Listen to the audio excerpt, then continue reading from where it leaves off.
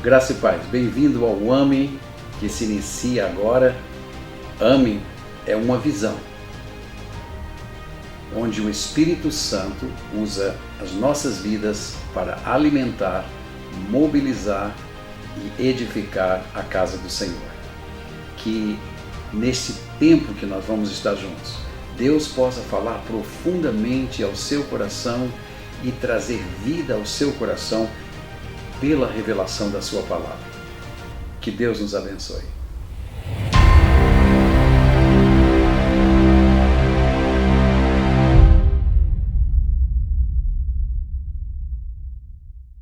Graça e paz, que alegria poder estar de volta com você e podermos juntos estar mergulhando na palavra de Deus, buscando a revelação da palavra de Deus, para que nós possamos comungar das mesmas revelações e assim nós temos o mesmo pensamento e vivermos os mesmos poderes que esta revelação pode trazer ao espírito de cada um de nós. Hoje nós falaremos sobre o herdeiro menor. O herdeiro menor. Eu gostaria de colocar uma situação antes de nós entrarmos propriamente dito nesse estudo de hoje. Muitas pessoas podem estar na igreja, ter anos de convertidos, mas estão muito ligados ao mundo, não se desligam. Então, tudo aquilo que o mundo oferece atrai a ele como o mel atrairia uma abelha. Ele não se desliga. Ele tem os mesmos sentimentos que uma pessoa mundana tem. Avareza, orgulho, ele busca projeção, tanto quanto o outro. Mas vem à igreja, frequenta, faz tudo direitinho, mas não consegue se libertar. Especialmente quando a pessoa é mais jovem e está ligada. Vem à igreja, mas no sábado teve na boate, teve nos lugares inapropriados. Então nós ficamos perguntando por que isso acontece. Aí geralmente se generaliza dizendo o seguinte: jovem não quer nada com Deus. Isso não é verdade. O jovem quer, o jovem gosta, ele gostaria de vencer, porém as atrações do mundo são muito fortes e ele pode enfrentar até mesmo os seus próprios pais e expressar, vamos dizer, sentimentos de rebeldia, porque o desejo de estar naquele lugar é mais forte do que o desejo de estar na igreja. E se nós não tivermos sabedoria, e se nós não tivermos entendimento para lidar com situações como essa, nós podemos marcar esses jovens ou essas pessoas de tal forma que no primeiro momento que elas tiverem de sair da igreja e ir para o mundo, elas vão fazer sem qualquer tipo de remorso ou desejo de retornar para o convívio da igreja. Muito pelo contrário, elas ficam arredias e falam mal da igreja e começam a apontar que a igreja é cheia de hipócritas, cheia de gente que faz o que não deve e quer passar sermão um para o outro. Essa é uma situação, eu poderia ser bem mais específico, mas é só para que você entenda do que nós estamos falando e por que nós estamos trazendo esse texto para iluminar nosso entendimento e nós sabermos como lidar com as situações que nós estamos vendo nos dias de hoje. Veja, queridos, se você olhar a lista que a Bíblia apresenta, que são obras da carne, e aquelas obras da carne são prostituição, bebedice, glutonarias, invejas, porfias, tudo isso é obras da carne, estão ali. Então qualquer uma desta natureza que está ali, residente no seu corpo, pode entrar em operação. Ela pode entrar em manifestação.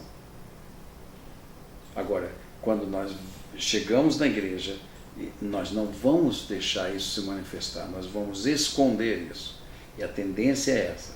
Então, esse processo de esconder e viver algo que você conhece aqui, que um crente não deve fazer, você esconde, e viver outra, para que as pessoas olhem e vejam apenas o seu exterior e a sua prática exterior, isso chama-se hipocrisia. Ou seja, você age como um ator, mas não tem essência e vida naquilo que você está encobrindo.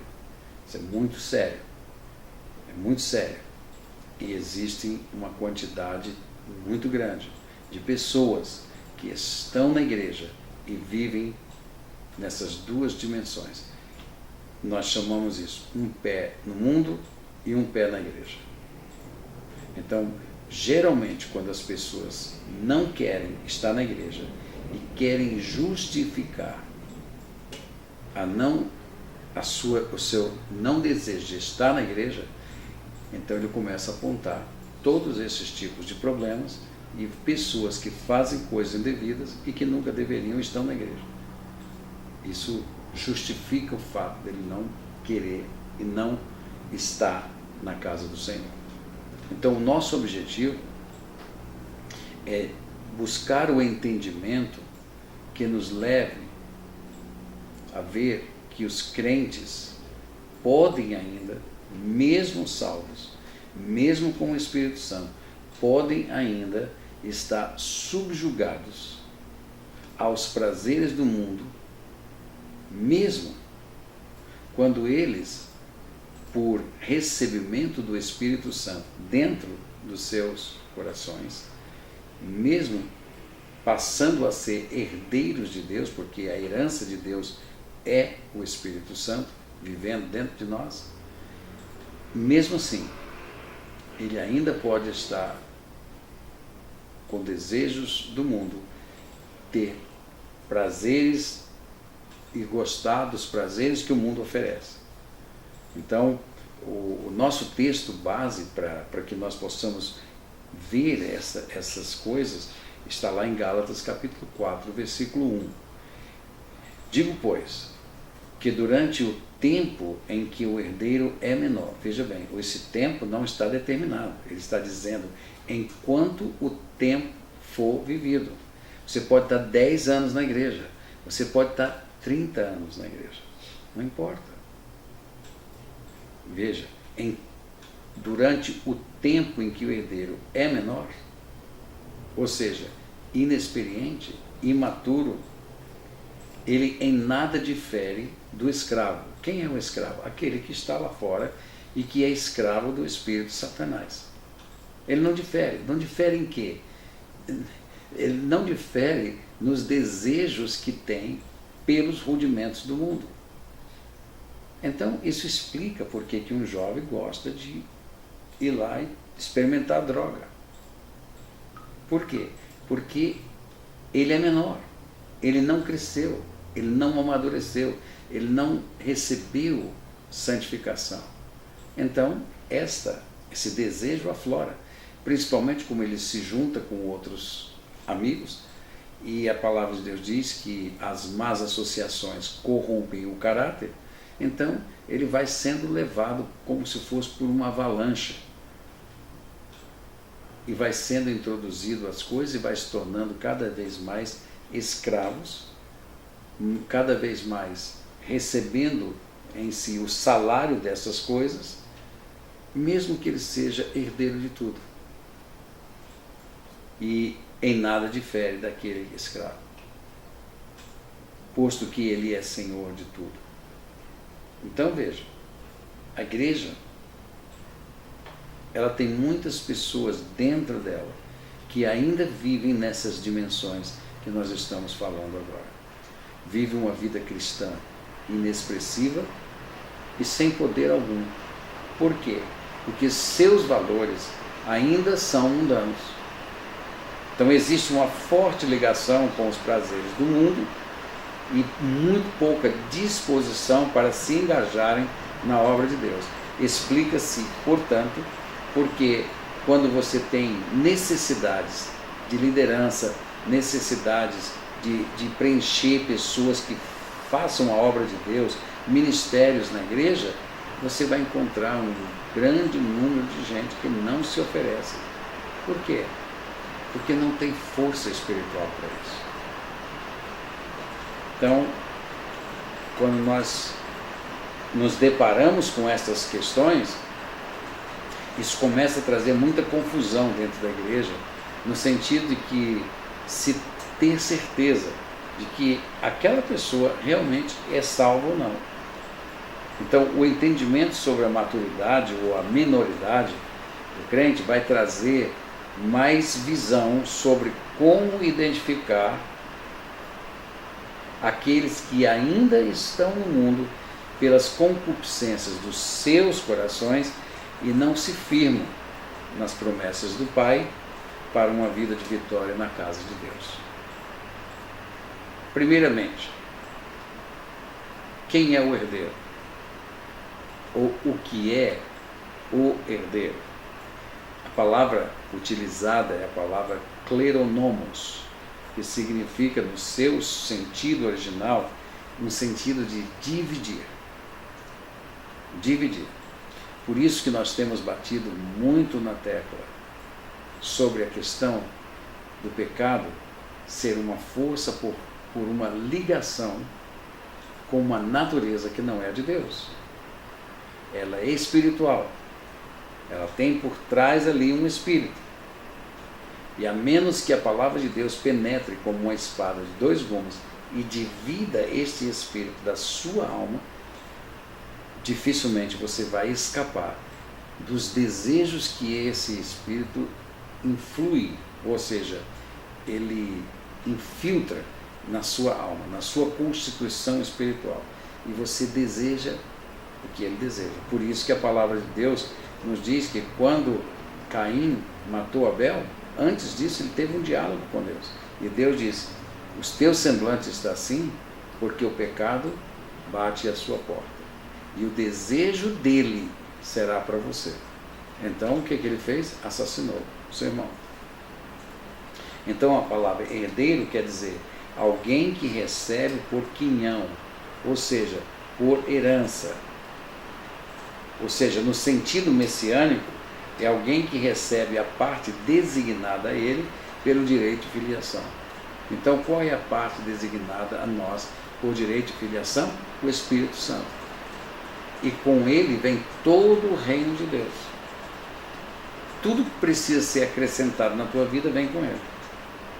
Você se torna um co-herdeiro de tudo que o Pai oferece, tudo que o Reino de Deus tem. Alguém que tomou posse obteve uma porção designada. Esse é o sentido de herdeiro. Então, o herdeiro ele pode ser menor ou ele pode ser de maturidade plena. E existe esse espaço entre de ir de menor para adulto.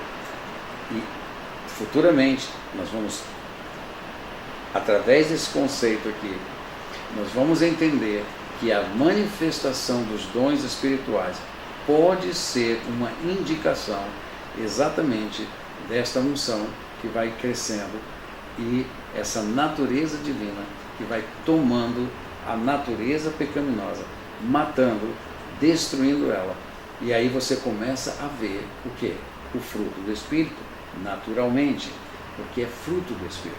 E você vai ver também a manifestação do Espírito que se manifesta nos dons espirituais que todos nós conhecemos. Então veja, a palavra menor é a palavra nepios, que significa o seguinte: um infante, uma criancinha, um menor de idade. Então, veja bem, quando seu filho nasceu na sua família, como resultado o seu amor com sua esposa, ele vem para sua casa. No momento em que ele foi gerado, ele já é seu herdeiro. Então vamos dizer que teu filhinho nasceu, tem 1 mês. Você seja dono de uma linda empresa, uma empresa enorme. Sabe o que vai acontecer? Ele tem 1 mês, ele não tem entendimento de nada. Se você morrer, será colocado um tutor. E esse tutor vai se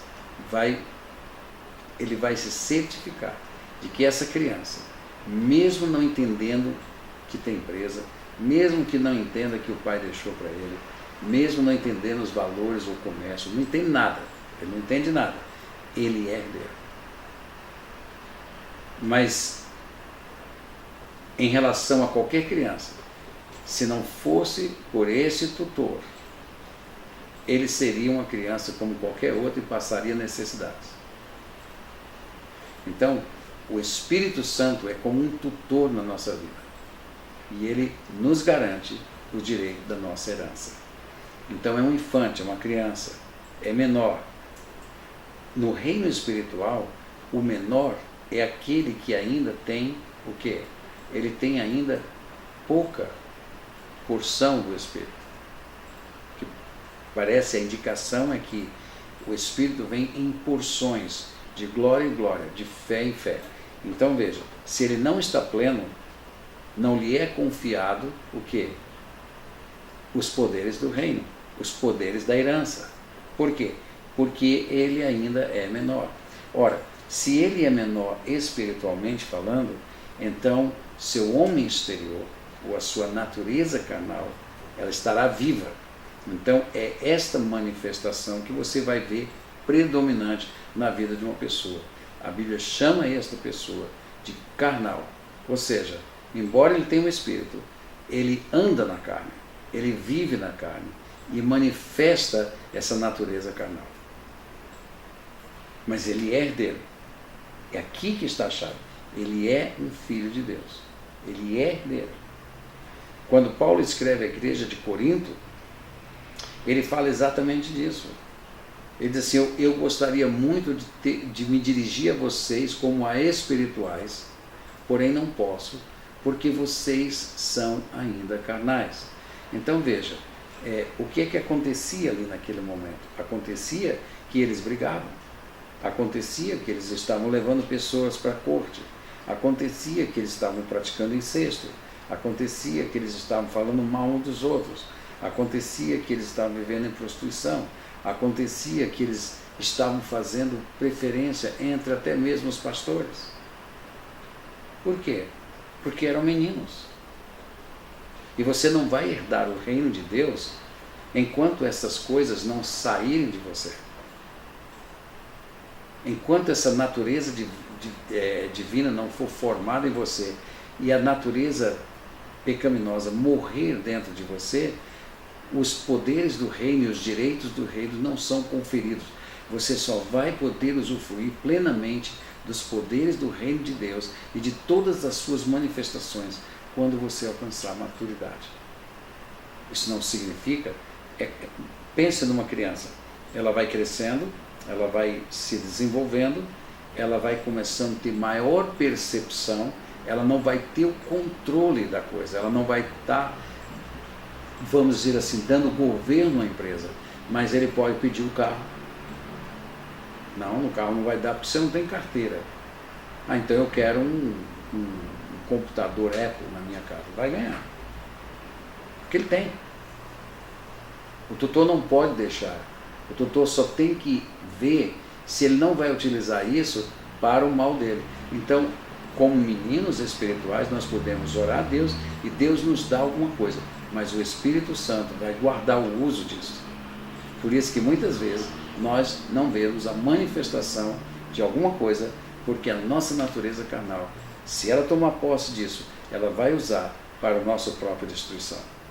Então, o nosso tutor por excelência, o Espírito Santo, não permite. Faz sentido? Eu creio que faz um pouco de sentido. Então, implica que você, herdeiro, mas na essência espiritual você está tão fraco e tão sujeito aos rudimentos do mundo como o escravo está. Então você está servilmente. Você não é do mundo, você não é filho das trevas, você é filho da luz, mas servilmente. Ou seja, o que significa? Você está servindo, ok? E sendo utilizado para uso do inimigo, permitindo que seus membros se tornem o quê? Se tornem utilizados pela força que opera ainda em sua vida. Então, nós estamos servilmente sujeitos, ou seja, escravos dos rudimentos do mundo. Os rudimentos do mundo é o arranjo dele, são qualquer ou primeira coisa do qual as outras pertencem em uma série ou composto inteiro que se originam.